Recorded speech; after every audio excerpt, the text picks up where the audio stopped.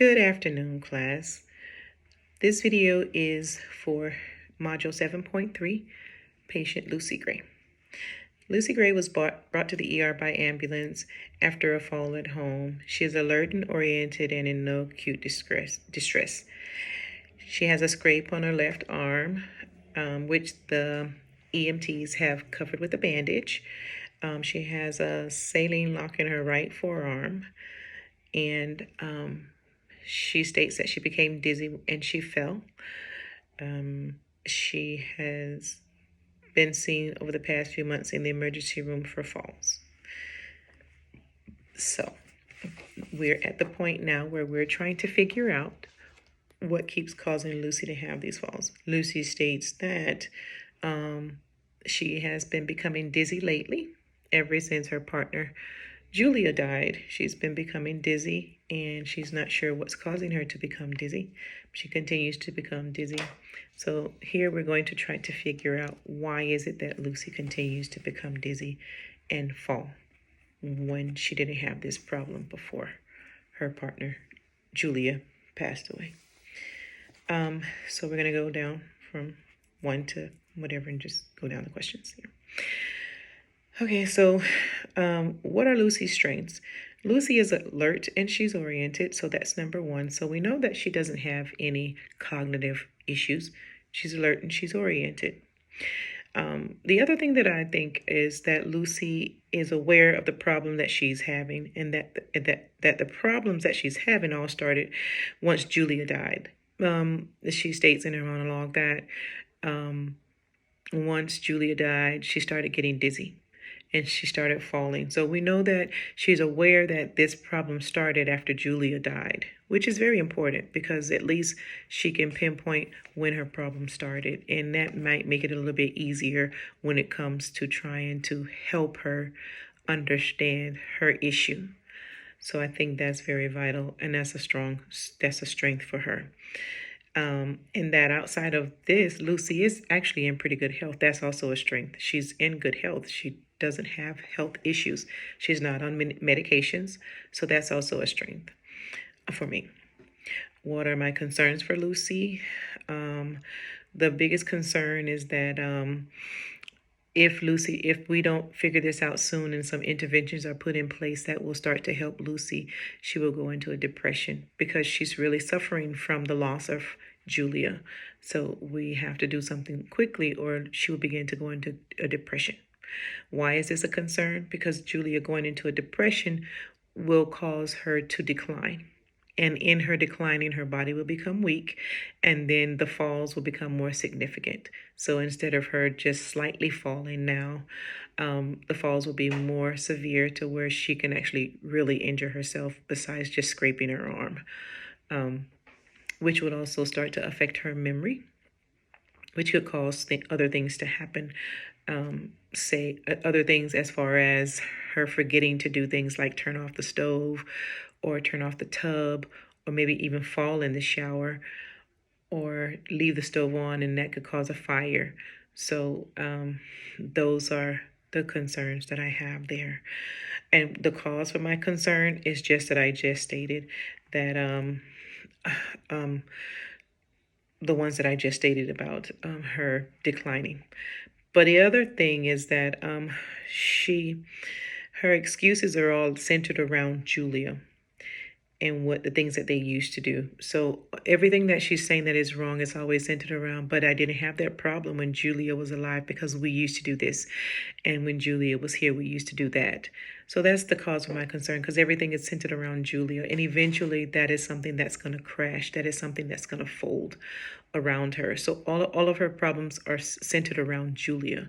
They're centered around a person. So not so much her and what's going on with her, but what used to be.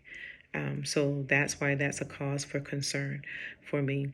And then the cause for concern is that Lucy being alone and she'll start to forget things. So that's why that's a cause of concern. What additional information do I need? The other additional information, what is needed is there any other medications that Lucy is taking that they have not mentioned in the report here? because sometimes medications can cause dizziness and things. So, is there any side effects to the medications that she's taken? Are there any other medications that she's taken? Is she eating properly? Is she eating regularly?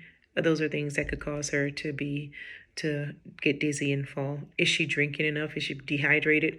Those are things that could cause her to become dizzy and fall. So, what's her diet like? Is she sleeping enough? That's another thing that could cause her to become dizzy and fall. So, what is her sleep patterns like? And then one of the other things is, has anybody ever referred her to a therapist for her issue dealing with Julia? What are the priority concerns for Lucy? Prioritize your hypothesis. So, prioritizing my hypothesis is that the first thing is to help Lucy realize that she's in good health. And that's going to be a tough one, because how do you help somebody realize they're in good health?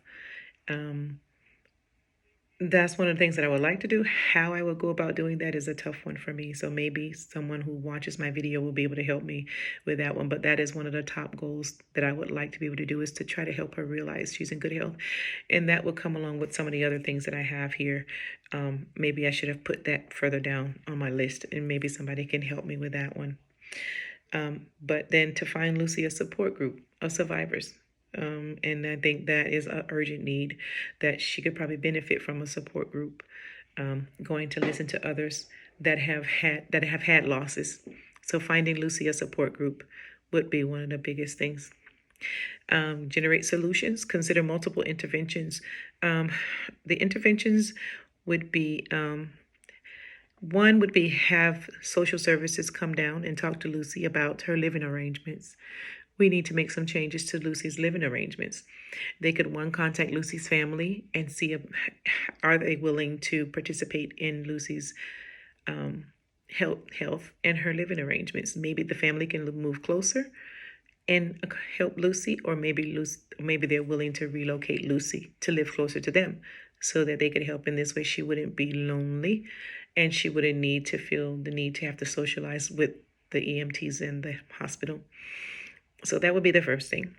The next thing would be to have them talk to Lucy about home health,